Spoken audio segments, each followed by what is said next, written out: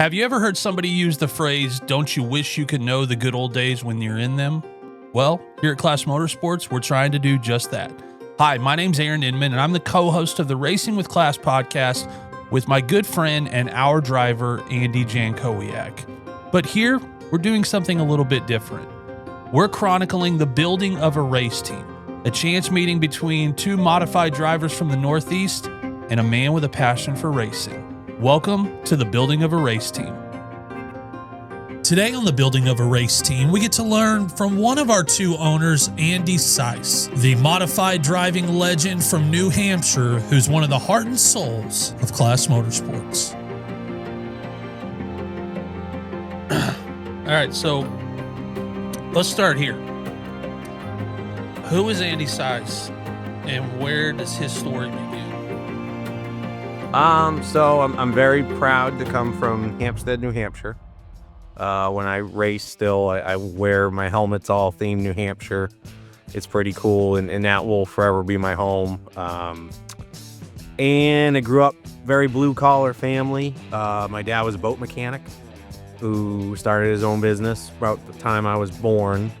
If we're going from the beginning of life, I had a lot of health issues actually growing up, and I spent an average of every other day for the first 3 years of my life at the children's hospital.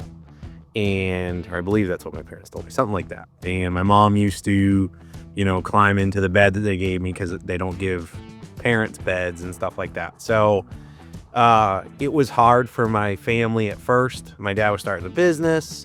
I had a lot of health issues that took a lot of time from them, but I grew up going to my dad's shop, which was Rockingham Boat on Giganti Drive in Hampstead, New Hampshire, and just fascinated with all things motors. It actually started, it was called Rockingham Performance, and he specialized in high performance two-stroke stuff, which was racing snowmobiles in the winter, jet skis in the summer, along with boats. And it kind of turned into the boats were more demand, and the racing was a tough industry to make a living in it. So I grew up going there. My dad was a very hard worker, especially during the summer. If we wanted to see my dad, my mom would take us to the boat shop at night. She would bring dinner there, all that stuff. And it was funny, on Sundays, he would work Saturdays, and then on Sundays, we would be wanting to wake him up in the morning, and my mom would be like, okay, you gotta let him sleep. So that was kind of life for a long time, and I enjoyed being there. And he moved out of that shop when I was about 6, but I still have some pretty good memories of it. And one of the ones was I could go to work with him on Saturdays, and in the summer, it seemed like that was a cool place to have coffee. And people would stop on their way to Star Speedway, which was my home track. And everybody was asking, are you going? And everybody went. Everybody we knew went to Star Speedway. It was the home of the super modifieds, which are still some of my favorite race cars, with the wings on top and the motor hanging off the side and giant right rear tires. And on the weeks we could, my dad would take me to Star Speedway, and my mom was a big race fan. And I was just fascinated with it. I loved it. Back then, kids couldn't go in the pits. So I think my dad would probably deny this to this day because, there's certain stigmas of parents. But he would bring me to the top corner of the Turn 4 grandstands, and he would say, you have to stay at this corner, because he would then walk through the pit area and he could see me at all times because I was in the top corner. And he would go and see the people he knew. I loved my spot there, and you get to kind of know some people that would look after you, after a while, because everybody tries to sit in the same spot. And from my little perch up in the Turn 4 grandstand corner, like, I could see the fights in the pits and all that. So that was my place. And then after the races, anybody could go through the pits. And my dad knew a lot of the people in the super modifieds, because before he started his business, he was the manager at Middlesex Performance that owned a lot of the super modifieds. And Brian Allegresso was like famous car builder up our way, and they both worked at the same place. My dad working on the boat and snowmobile side, and Brian Allegresso building race cars. And I just thought it was amazing that my dad knew these people. Like this was our folklore heroes. And so I loved racing, just loved it. And my parents were very good at kind of just giving us what we wanted. And I think like the first go-kart that my dad brought home was something with like a blown motor, and he fixed it up, and I would torture the neighborhood with it. And we had snowmobiles that same thing, like a mismatched motor to the snowmobile chassis and all that, because he'd buy two and make one that worked. And I just loved the go-karts and anything with a motor. And we looked at dirt bikes and snowmobile race and all that, and we went to the go-kart races one day, and that was like, okay, the oval asphalt go-kart races, and I was like, I really want to do this. And that's what we did. And it was funny, I was 10 years old when we went go-kart racing. My dad had moved from the shop on Giganti Drive to where Rockingham Boat currently is on 111, and grew bigger, and we got a go-kart and we went go-kart racing. And I remember him joking around like he thought it was going to be this neat hobby on Sundays, where he would put out a lawn chair and kind of read the newspaper and just pull start this thing for me every once in a while. And very quickly it got competitive and serious in scales and all kinds of spare motors and tires, and as competition does. And so that was like the start of, kind of now what you see behind me. It went a long way from a go-kart in the back of a pickup. So we did that. It's funny, it took me 4 years to win. And we always had kind of used go-karts and motors and different things and trying to make ends meet. And finally, I guess I was 14, and my parents said, okay, for Christmas, we're going to get you a new chassis. We think all these used chassis, they're beat up, and this other new one that is winning, we're going to order that one. The same kid that's beating us, which was Adam Bates at the time, was the man. And he's still in Hampstead, or not in Hampstead, in New Hampshire, and his family runs Weaver Brothers Construction, which was later a sponsor of mine to make my dream come true. But he was the man, so we got ourselves the same chassis. And then before the race season started, it was my birthday in March, and my parents said, okay, for that, we're going to get you a motor. And these other motors are winning, and remember, it was down south. We're going to get you this motor, we're going to get you this chassis. We're going to be all in. They said, and if you do not win after the end of the season, we're out. We're done. You can continue to race. At that point, I was, mowing lawns, working at the boat shop after work. They said, you can continue to race with your money, but we're like, there's no future in this if you can't win, after doing this. So I went out and won 5 races that year. And then the following year, we won 20 races and 3 championships. And that was like, okay, now we're it. We are it in New England in our division, which was the champ karts. Everywhere we went, we won. And we, like I said, 3 different championships. So then it was time to move on, and we looked at different things, and we looked at mini stocks and street stocks and kind of your logical entry divisions. And my dad said, I don't know anything about these. I don't have any connections, but I know people in the super modified world. And they said, so he went and talked to them, and they were encouraging and said, yeah, get one of these. We'll help you. So I went into the 350 super modifieds at my home track of Star Speedway, which I just am in love with as a kid. That's the dream. And we won the 4th race out. So I was 16 years old, won the 4th race out. And it was kind of just my life is being at the right place at the right time and meeting the right people. Well, that night at Star Speedway, the past super late model division was the headlining touring series that visited the track. And a guy that had a pass car wanted to build a late model to run more local. We happened to be the headlining weekly series division there. I was the hot dog at the big guy at that track that night. And he came to us and said, hey, you want to build a late model with us and go racing late models? Like, oh yeah, sure, of course. Then later that year, we run Lee Oktoberfest, which is the next track down the street, and somewhat of a home track. And I just happened to unload the car, and I'm next to Gary Casella, who has helped me out a lot through my career. And in conversation with him, he's like, "Hey, I got a backup car at home if you want to put a couple tires on it, and you can start last in the feature and run my modified." So that was my first modified. So my first year of cars, we've got a winning super modified. We had this late model we're building for the next year, and this modified offered. Like, life is good. And I did that. And Lee's a very abrasive track. It wears out your tires. I don't have my wing for downforce on this modified, and everybody puts the fear of God in me that I'm going to burn the tires up. I'm going to be miserable and be spinning out. So I go out there and I am scared of this race car, but because I'm scared of the race car, it just saved the tires.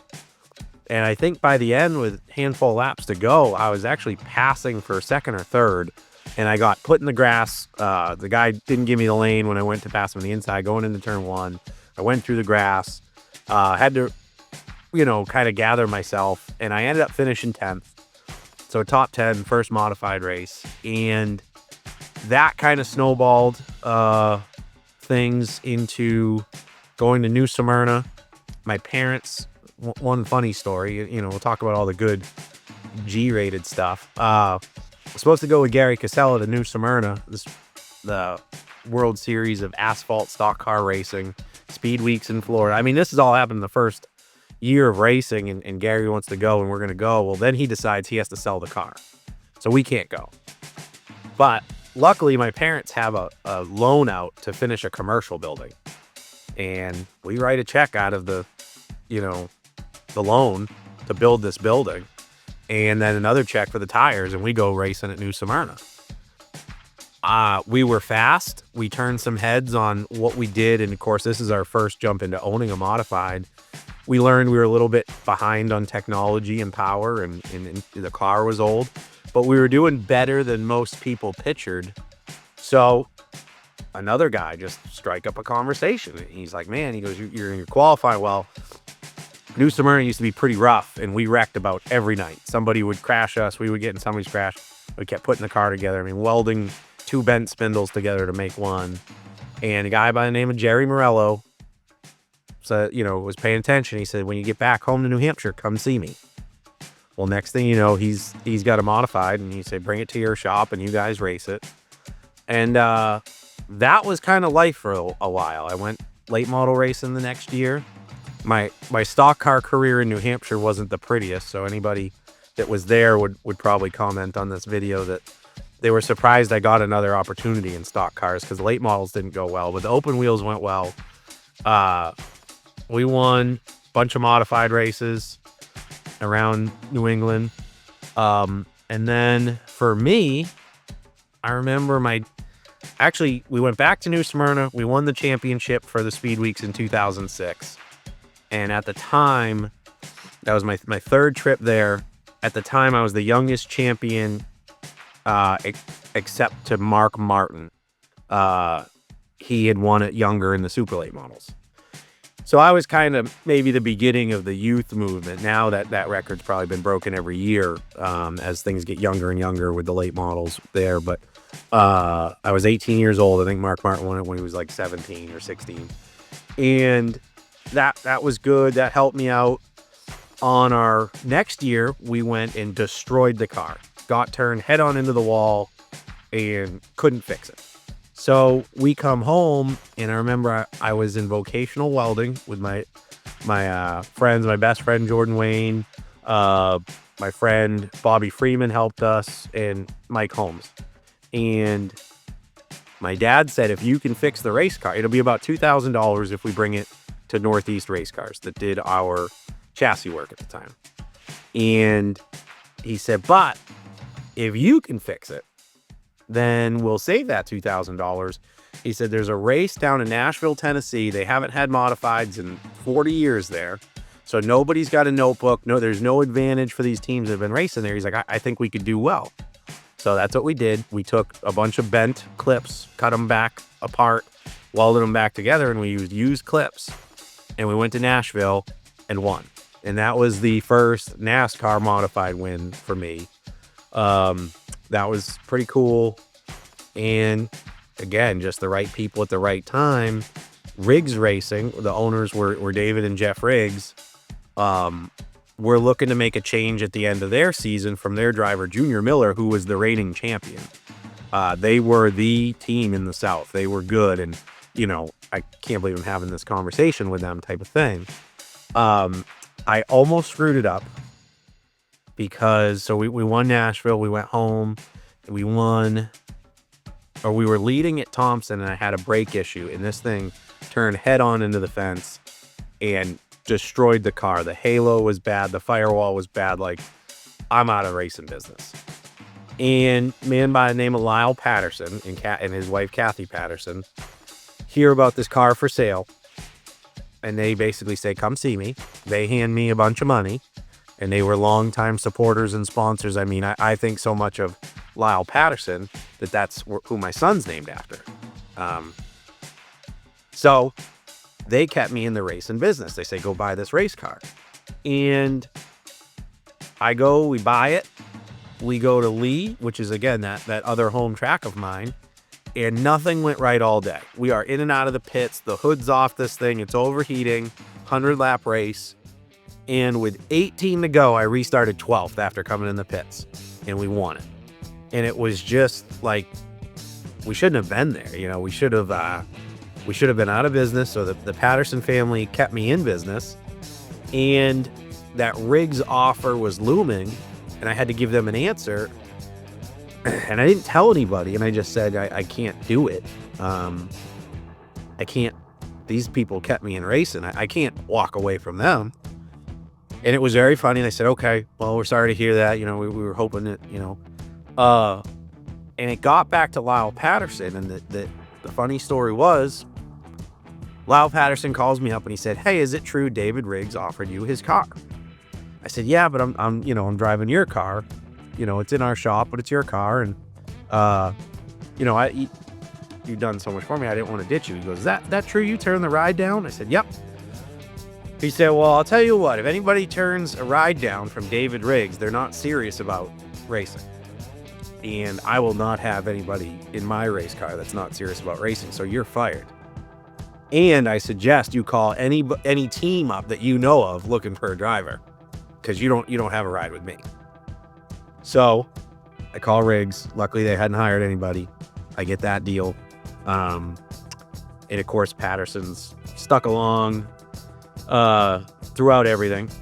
And we went racing. And the first year with Riggs, so this is on the NASCAR Whelen Southern Modified Tour. So we're traveling from New Hampshire to race against those cars that I raced against at Nashville. And the whole reason we got involved with the racing of the Southern Tour with our own car was just because there was that one race that nobody had an advantage. Nobody had a home track advantage of. So the first year was actually rough with Riggs. They're used to winning multiple races and championship. And we went into the last race and we hadn't won. And I mean, it's bad. Like, I'm, you know, see the writing on the wall. It would be, pack your stuff up out of this trailer after today, because you're probably not coming back. And the car was okay. It wasn't great. And we get to like a heavy debate, that, you know, almost an argument. And we changed the spindle, which is pretty crazy change. You don't see too many spindle changes during a weekend. And we go out and we just annihilate the field. Like, I think we lapped up to third, win the race. And I drove for them for the next few years. We had shots at the championship both years. In 2000, that was 2008, 2009, finished second in points with a few wins, 4 wins, I think. And then I won one at North at Thompson that 2009. 10 came, we lost our sponsor, Advance Auto Parts, got out of racing. And we ran the Riggs car without a sponsor. And basically, we did that last year, but we knew there wasn't going to be a 2011 without a big sponsor. And at the same time, we lost Jeff Riggs, which was the son. He unexpectedly passed away. Shook us all up pretty good. He's David Jeffrey Riggs Jr., even though we call him Jeff. The father was David, and those two guys is where my son's middle name comes from. His name is Lyle David, so he's named after Lyle Patterson and David and Jeff Riggs. So that kind of shocked everything. So I went into 2011 and I had a 4-race deal with Brian Fischel, and they were a smaller team that was trying their best with home-built motors and different things. I was splitting time between New Hampshire and there and going to the race shop and trying to apply what I could. The Riggs guys were coming with us. They were great. And things were going well. I think the world of Brian Fischel, some of the crew just wasn't meshing. And after our 4-race deal, another team was separating with their driver, and that was Eddie Harvey in the 11 car. And he said, would you drive for me? And I had a decision to make. So I had a 4-race deal and then kind of reevaluate things and basically chose not to continue on with Brian Fischel in 2011 and got hooked up with Eddie Harvey. And we won a lot of races together right away. I think we won in our 3rd start, pole in the 2nd one. And we had some bad luck the first couple of years, but always won a lot of races. Won a race at Thompson up north with him, everywhere. And finally, with Eddie, put it together for championships on the NASCAR Wheel and Southern Modified Tour in 2014, 2015. And 2012, actually, we moved down, bought a house in North Carolina. Jen moved with me. We were dating and kind of getting to know each other while traveling the country racing, and moved down south. And I think that, kind of helped in the shop with the championships. Had a great thing with Ideal Racing. All the guys over there with Eddie Harvey, with Justin Link, Jimmy Harvey. My dad was a big part of that team. Reggie Newman, Justin Wells, and Sammy Williams and Mike Paris came from the Riggs bunch, and we had a great deal. So in 2014, we win the championship. I proposed to Jen in championship Victory Lane at Charlotte Motor Speedway, which was pretty cool to celebrate there. Get married in 15. Shortly after that, we lost Lyle Patterson. Shortly after my wedding, David Riggs passed away 2 days before the 2014 championship. That was really tough. Some of those pictures, we are worn out, slap worn out, but we're there and got the job done, and then, got to win the championship. So some awesome years. Those people were important in my life, and you hate the heartbreak, but I'm so lucky that racing brought those people into my life. So we were lucky there, and life was good. At the same time, I was working for Brian Doza at Raymock Race Engines and building race cars. Basically, I didn't really have a job those years, but I did need money. I made money driving at times, but I made a lot more money building race cars or putting them together during the week for other people. I worked on boats, so there was this fictitious company, Salisbury Boat Repair, was the biggest joke. But I needed to make money, so I made a Facebook page and put on Craigslist ads, and I was Salisbury Boat Repair. And that's where the boat shop thing always came from, where Andy J talks about he brought his car to the boat shop. I don't think there had been a boat in the shop for a couple years by the time Andy J came along. I could be wrong. I don't know. With those years when you're trying to race, and it got compared to a vagrancy. I was just trying not to have a real job. I did whatever odd job it took to pay the bills and be able to be flexible to go racing on the weekends. But life was good. Started to get into ARCA racing a little bit. I was building Brian Doza's modifieds, and through a conversation with him, I said, what's your end goal? And he said he wanted to go to Daytona. And I'm like, well, then let's go. And he's like, oh, no, I got to do this. I said, no, we'll just build an ARCA car. They got to test. And, if you don't crash, they'll approve you for the race. We'll go to that. And so we did. And it was good. And we had some terrible cars for a while. We had some real junk. We didn't make the first Daytona race. He bought another car, and then he kind of handed over his first car that was never fast enough to make one of those races to me. And we went and we tested and we raced, and I didn't know a lot about aerodynamics at the time. Not saying I do now, but I'm better with it. And it was me, my dad, and Cliff Gauman, and we borrowed Cliff's 24-foot tag trailer and went to Daytona with my longtime spotter, Charlie Brown. And that was when they had 50 cars, and you had to be in the top 30 if you didn't have a provisional, and we just weren't. We weren't faster than 20 cars. You know, we didn't get in, but that kind of just started something in me. I mean, I was always in awe of Daytona, and like that's where the professionals are, and that's where the amazing stuff happens and dreams come true. But for the first time in my life, it was like I touched it. I got close to it, you know. And I went home kind of determined to, I need to go back. I need more of this.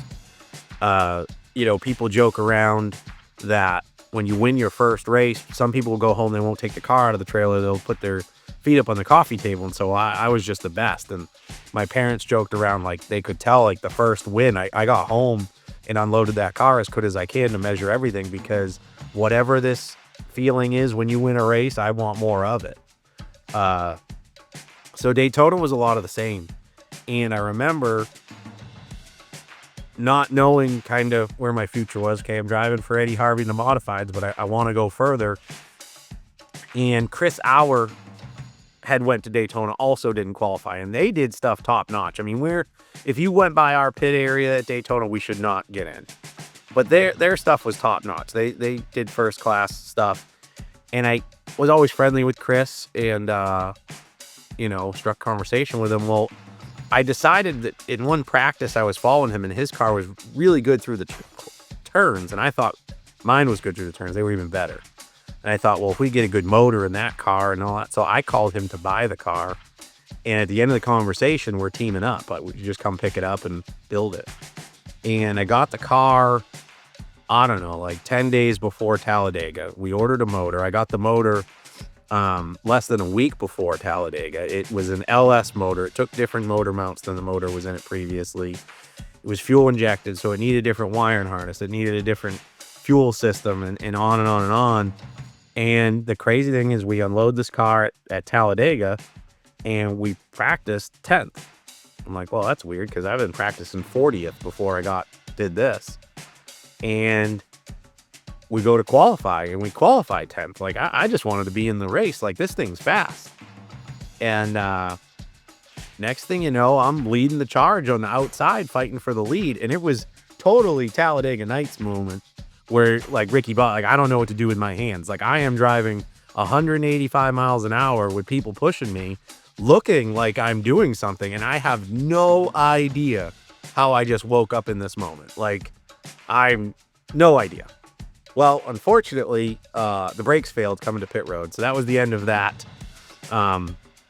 weekend. They actually exploded. We learned why, but I could have heated them up a little bit better. But basically, the cooling for them was blocked off. They were banded 810 rotors, and they exploded. I knew something loud happened when I came to pit road, but I hit the guy in front of me, tried to square him up. He didn't have enough brakes to slow us both down, and that was the end of our Talladega deal.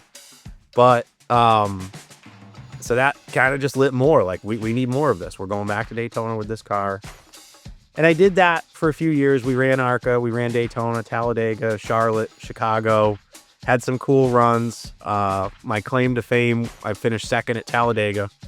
And at the time, that was that car with Chris Auer built in the boat shop. So he was a businessman from Massachusetts. I was down in North Carolina. We had it at our little house in North Carolina that we bought. And, you know, that was kind of the start of it. We took our motorsports with help from, you know, all the people around me, my family, everything, to the Xfinity series. You know, we got in a shop, which my wife and I own now, and we're racing Xfinity out of it.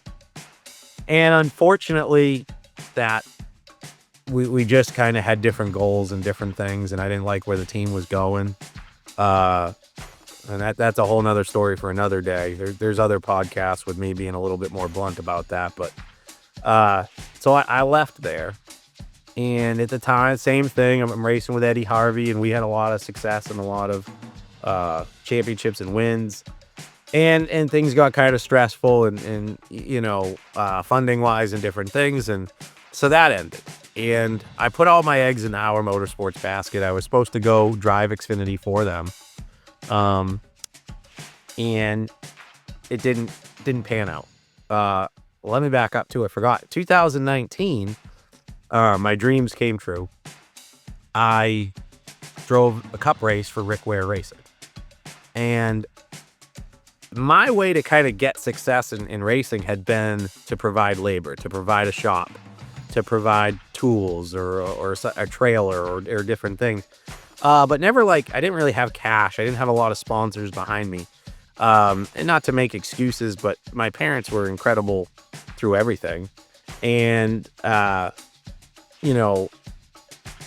I think that hurt me when asking other people for money, for help. They say, well, there was a little misconception about the size of the boat shop, I think. But that's fine. So Rick Ware's somebody that I always bump into at auctions and different things. And, that's a true blue collar, made it Claude all the way. And I just thought it was cool that he would be at the same auctions that Broke Me was trying to buy stuff at. And I'd always pay attention to that. And he was always nice. And he needed somebody or a car for his son to test at Charlotte. And he asked. I said, yeah, absolutely. Let's do it. And it was funny. I didn't know what the next favor was going to be, but he said, well, how much do I need to pay you or what can I do? And I said, Rick, you can do a whole lot more for me than I can do for you. So let's take this moment and I'll just do, I'd love to help you, and I didn't know what that favor was going to be. And I had kind of written off going to the Cup Series because every door I ever opened required a lot of money.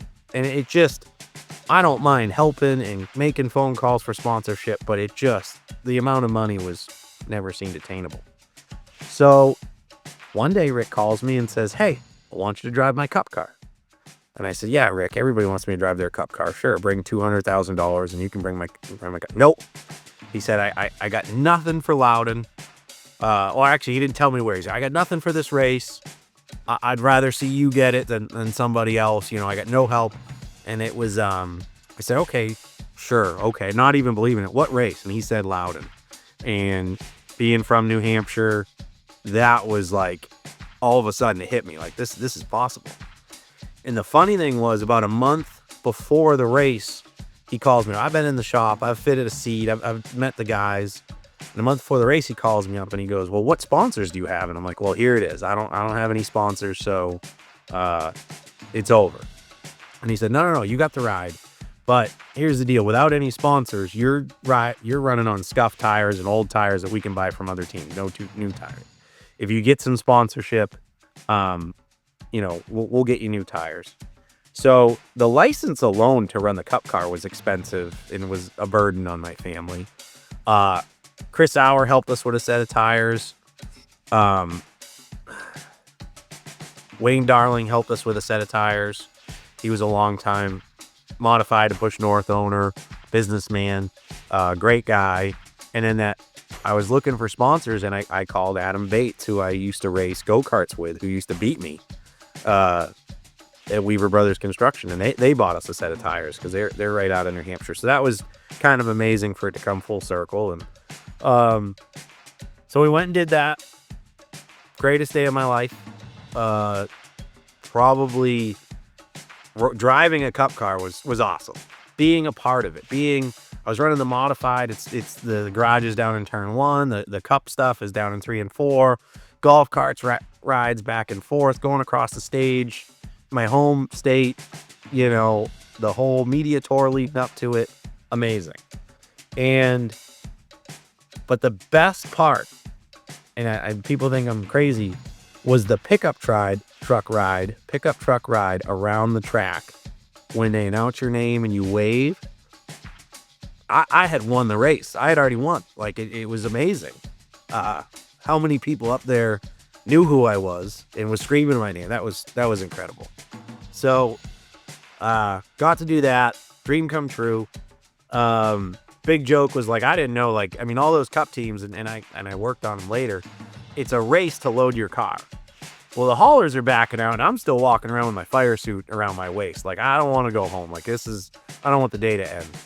And I went back. We had beers with one of my heroes, Bentley Warren, which brings me back to super modified Star Speedway days. He was still is an absolute legend. You'll see some of Kevin's adventures hanging out at Bentley Warren's bar when he's in Maine with Bentley. And so that was amazing. That was 2019. And then, like I said, we went Xfinity racing in 2020.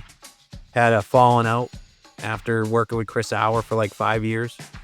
And it was funny. I was owed enough money that I had paid for different things myself on credit cards and different things with that team that I wrote myself a check. I had the checkbook and I wrote myself a check the day that I was moving out. And it was disputed, and then I showed receipts and it was all good. And I should have, like, paid off the credit cards with that money or invested it or something. But I was pretty bummed out. I mean, that was my baby. I was getting out of bed at the end of the day just in time for my wife to come home, for her to not think I was in bed all day, although I'm pretty sure she was on to me. And she kind of tapped me on the shoulder after one day and said, what's your plan? And I didn't have one. I'm going to be a race car driver. I got to get my shit back together, and I'm going to be a race car driver again. And she said, okay, that's good. Just to let you know, we are this much in debt, which was a big number, because we had 2 kids at the time that were in daycare, and she's working and trying to make ends meet, and I'm traveling the world and going backwards in a hurry. And I said, okay, it's time for me to grow up. So this was 2020, and my buddy Rick Ware helped me out and gave me a job for the last 8 races of the year. And it was traveling a lot. It's cup racing is a tough way to make money with a family because you're gone a lot. But I will say I didn't mind working at Rick Ware's with some good people. My crew chief was Jason Hotailing. I was his car chief. It was good, solid people. And we did it for 8 races, and I was gonna stay. I didn't mind it, but I wasn't supposed to be laid off. That was like a thing smaller teams did back in the day. During the off season, you get laid off. And I got laid off, and I was not happy about it. But I didn't get laid off by Rick. I got laid off by one of the managers. And the next day, my phone rang to go to Trackhouse Racing with Travis Mack was the crew chief, and it was the first year of Trackhouse. They were putting it together with Justin Marks. And I mean, I was pretty flattered to get that phone call. So I had a job the next day. It was like, okay, this worked out good. And by the time Rick Ware heard that I was laid off, he realized it was a mistake, he called me up, and I'm like, sorry, like, I don't know what to tell you. And the Trackhouse Racing, which was run out of Richard Childress Racing at the time, was getting going, and that's when Mr. Jankowiak came into my life. And with his car, we're getting ready for Daytona. Cup racing, getting ready for Daytona is unlike anything else. You are working. You were working a lot. And, I had some great people that I learned from at Trackhouse.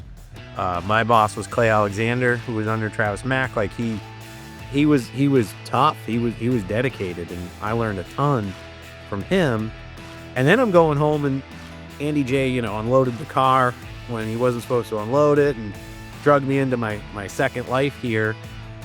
There's no other race cars in my shop because, again, I was on the money making path. When I decided I need to make money, and I need to pay off these debt. I need to take the burden off my wife and make, enough money to provide for my children like I should. It's kind of funny, but it's the old cliche. Like, I woke up and I didn't know anything else. And the whole time I was in racing, I wanted to drive. So I sacrificed everything to drive, money, everything. And it was funny, the first day that I got offered a job to just work on cars, and they put that number in front of me, I had no idea how much money you could make working on race cars. I was like, you want to talk about poker face? I would have accepted half of what they gave me at first because I just needed enough money basically to put gas in my truck and feed me because I wasn't taking care of the rest of my family. And so all of a sudden I'm like, okay, we're making money. Like I couldn't do this as a boat mechanic. I could give myself some credit and say I had built a reputation at that point of the race cars I had built, short track racing, and then going to places like Talladega and finishing second out of my little boat shop and all that. But all of a sudden, okay, I'm a professional race car mechanic, and then going home and helping Andy J at night, which I'll give him a lot of credit of doing the labor. But there was a lot of times, nope, you did that wrong, cut that back out. And that was fun. That was good. I got to meet Kevin, and it was interesting. I think it was by the end of the first year. So Andy J, was very nice to me and all that. And it was like straight out of Happy Gilmore when he needed me. Oh, you're handsome, I'm ugly, you're smart, I'm dumb. And at some point, he got smarter than me. We'll just be, this is a podcast, gotta be honest, right? And I said, all right, here's the deal. Like, I'm watching you do things I would not do. And I'm watching it happen with negative results. And that's fine. You don't have to listen to me. I go, but I've been doing nights with you in my shop. And then I've been leaving early on the weekend. So, like, ideally, you get Thursday off. Well, now Andy J's running the ARCA race on Fridays while I'm flying out on Thursdays, and I'm there for a long weekend. And I said I don't regret what we've done. I don't regret the time, but if I do it another minute, I will. So, it's been real. It's been fun. Good luck. And the funny thing was, he needed a place to do the car with Mike Dayton when I had bowed out for Kansas. And I said, yeah, that's fine. You can use my shop. And I had been into contact with Kevin, and he had some pretty high profile guests going to Kansas. And he shows up with this car and the body's all cracked and rough. I'm like, you can't go there like that. So next thing you know, I'm back there, and I'm sanding Bondo, and I'm arranging for a body wrap because he's going to spray paint it. It's going to look like Andy J's Sport Mod, which goes fast, but man, at least something to be desired to the eyes. And when you got high profile guests, it'll look the part. So I'm dragged back in like Al Pacino in Godfather 3. Like I thought I was out. And but I'm not going to the race. And Kevin calls me and he says, come out for me and be my guest. And I'm like, okay, I'm going to spend this, Friday with my family rather than, no, come out, please for me. Okay. So we go, and it does not go well, as Andy J mentioned, that Kansas the first year. And I remember, like, kind of not my problem. This is not my team anymore. Like, I'm leaving. Like, load that thing up. I'm going to the hotel, and I got cup racing to worry about tomorrow. And at some point, Kevin says to Andy J, I think things went better when you two were working together. If he's out, I'm out. And all of a sudden I was handsome again, and I was smart again, and life was good. And that's kind of how we told the other part of the story and got together. And then the next year I was building a house. And like I said, I was very fortunate. We dug ourselves out of our hole very quick because I told you, I didn't realize how, when you're not trying to drive a race car, there's money to be made. And so we're building a house. So the house where the boat shop was basically a 2-bedroom, 1-bath, and then an in-law apartment where the Harry Nant suite where Andy J stayed. But I couldn't put one kid out there because I'd never hear them. It's like 2 brick walls away. And we couldn't move out there. We wouldn't hear the kids. So the kids are sharing a room. And they're a boy and a girl, and they're getting older. And it's just like, okay, we need to do something. So we either got to add on to this house or we're going to build a new one. And at the same time, my sister was looking, my parents were looking to move south. So we actually found some land and did a family compound. But a little bit scared on how the finance thing worked. Kevin comes and says, hey, be my partner on this. And I know I had been self-employed, and it's hard to get financing and different things. And I didn't really know what he had in mind, or I said, I can't. I gotta see this part through. Kevin wanted me to come in 2022. I said, I can't do it. So that's when he said to me, I'll prove to you by the end of this year. And Kevin, in that year, I worked for Colleague because they're affiliated with Childress. So I went from the track house Childress affiliated team to Colleague and kind of stayed in the Childress family the whole time. And Kevin said, I'll prove to you. And that year, he bought some cars and some motors. And, the following year, my house got done, but the shop that I'm sitting in now was not. So we needed someplace to work. When I would not sign my contract with Colleague in September, they fired me and then hired me back 30 minutes later.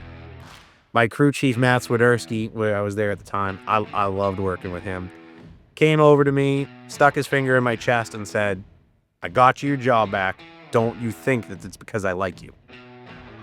And that was kind of our relationship. And then they offered me a shop foreman position.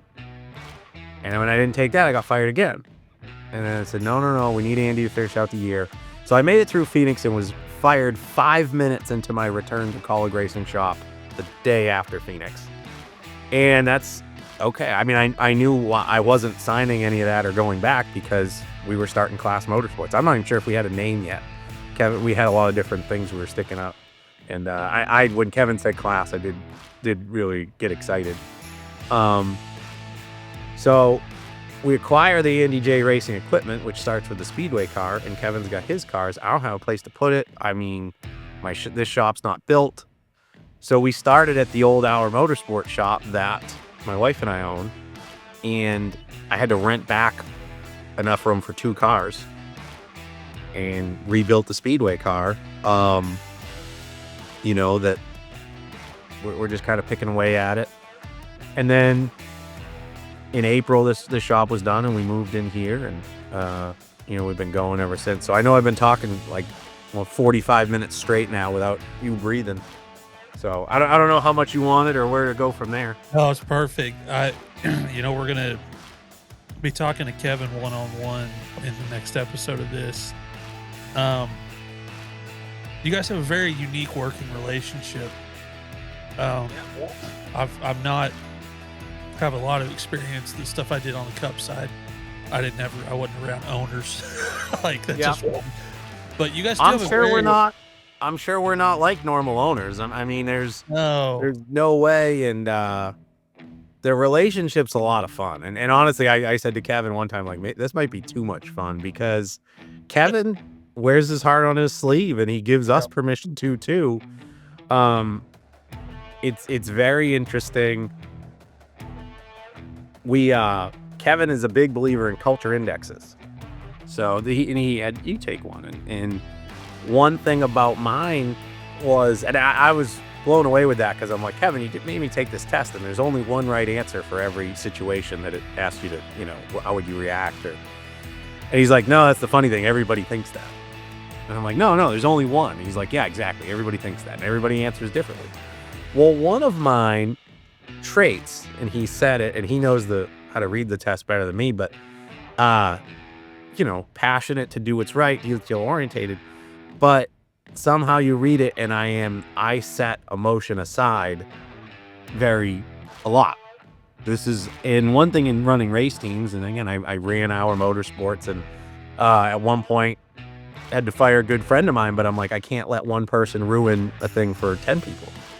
And, I hate it, but that's the deal. And the guys on the team will tell you, I can be ruthless. At one point I was compared to a sociopath, and I realized I had to back it off a notch. But, I want to win, and we are in the business of competition. We are not in the business of making people feel warm and fuzzy. We are in the business of speed, and that's on pit road. That's in the cars. Our pit stops, we were working on Matt Crean, my bulldog, love him to death, tire carrier. For whatever reason, didn't hang the right rear tire one time. And I mean, I keyed up the button and I'm screaming at him. And it really didn't matter because the pit stops were the modified live. It wasn't going to lose them, but I'm like, we've been working on this. We got hit in the eye with a lug nut. And, yep, Well, and the problem is, he thought that was an acceptable excuse, and in me at the moment, I'm like, I don't give a fuck. I don't care about your eye. I don't care about your knee in that 20 seconds. I don't care. Yeah, my phone died. I didn't realize it. I didn't realize it was that low. End of the day type of. But you were, somebody said, you were saying somebody said to you something.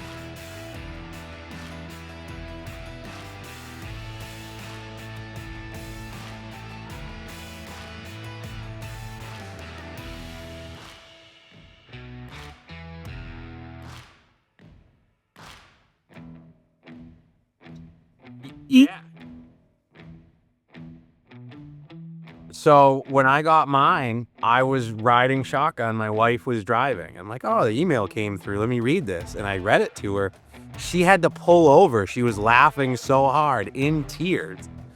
And, you know, probably that whole thing about like not getting emotional, just getting, you know, like, I don't understand why you can't do this, or, you know, this is the only way. But yeah, it's cool. And, you know, fun is definitely a priority.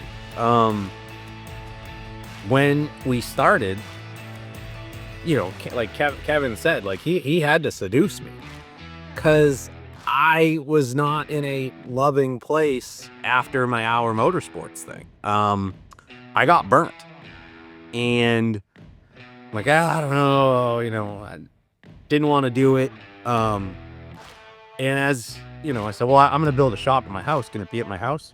Yeah. I'm like, well, that's pretty cool. And then certain race teams are crazy about like no guests in the hauler unless it's from the owner, and no family and no that. And I'm like, hey, I want families to be there. I want people to bring their families. And he's like, yeah, of course. Like, Kev was like, what do you mean? Of course people's families can come. And I'm like, well, you know, in these teams, like, you can't. And the pit box, like, I want to have pit box. I want to have guests and like rotating. And yeah, of course. What are you talking about? Like, you know, yeah, I'm going to have guests. You're going to like, and it was like, all right, like, this is cool. And so Kevin wants to have fun. Like, it wants to be a good time. You know, he's got the RV at most of the places. Luckily the schedule we've put out, you know, we can stay, we can have fun. When we talk about going the next step, and he's like, what do you want to do? And I'm like, well, there's always going to be that competitive, I want to be the best. I want to be the next level, and so on. So we talk about that, but we're still going to have fun, but it's going to be a lot more work at the same time. And there's not always going to be time for the camper. Like, it's going to be get on the plane, get back to home so you can see your family, you know, on a day off, and then get back to the race shop. And, you know, right now with like a week off in between, there's not a huge rush all the time. So those are all the things we got to think about as we're going up. But again, we are built bizarre where we're like, yeah, that's a rational amount of work. Let's go. Like absolutely. And the other thing is, you know, I've kind of checked some stuff off my list that Kevin hasn't, you know, doing the Xfinity team, working in Cup, all that. And I would never hold him back. Like, hey, okay, if you're saying we're going, let's go. And I'm in. So as we build things and expand and talk about the next step, and, you know, those are the things that come up, but fun is not something we're willing to compromise. In fact, Kevin tries to fit so much fun in, like, you know, we're trying to figure out how to have bands back at the camper. Yeah. And all that, like the party, like we can't have the party stop. But what it does do, what I've noticed, like even in our text conversations between you and I'm always trying to figure out how to cram more assets for our brands into what it is that we're doing. And when I first started doing it, I thought, why am I doing this? Like, I know I've worked on the Cup side. I know what's typical in a Cup sponsorship package. I know what that's going to look like.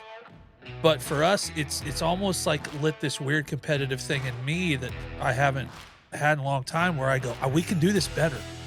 We can do this better, and we can do this more fun than these other teams can do it.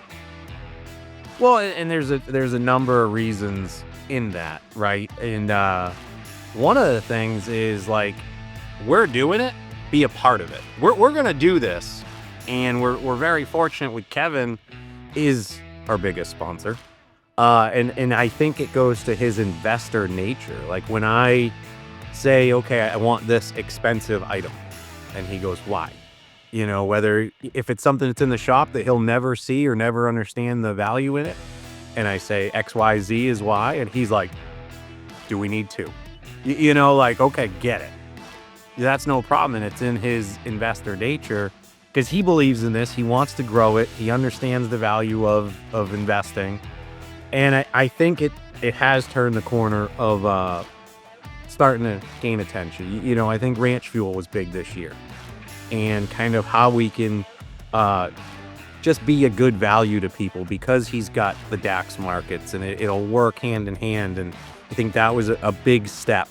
And this year, in this off season, I mean, it just started. You know, you and I talk most days, and there's a lot of irons in the fire, and more so than in the past. You know, the ARCA series kind of is unique, and it gives some benefits, and then other ones, yeah, cup racing's cup racing. It is stock cars' biggest stage in the world going. So it sells itself in a lot of ways, and we're doing it smaller, but again, it could be a value to a team that can't do cup or what they want to appeal to. So, and at the same time, again, we're having fun. We're racing. That's our competitive business. You know, most days for me are short days, like a 12-hour day. And they're not 12 straight. They're weird hours. One of the benefits of the shop being here is I do go get my kids from the bus stop a couple days of the week, you know, and other days they do other things after school. So I will stop, and the difference between now and traveling 36 weekends a year is that, you know, we went out and Lyle wanted to shoot the BB gun today. So after school, before it got dark, we shot the BB gun. And I've been out here until it was time to do this and record for this. I said, okay, let's stop. And as we talked earlier, I got a couple little things I'm going to do later. You know, so there's unique things that this kind of offers, but it's I'm having fun, like we set out to do. And you know, I'm very fortunate that Kevin saw something that we could all do together. And I mean, it was his vision for sure that kind of put all the pieces in place. Next time on the Building of a Race Team, the man whose vision and entrepreneurial spirit brought Klas Motorsports into existence and is leading the way towards our future. Meet Kevin LaPierre.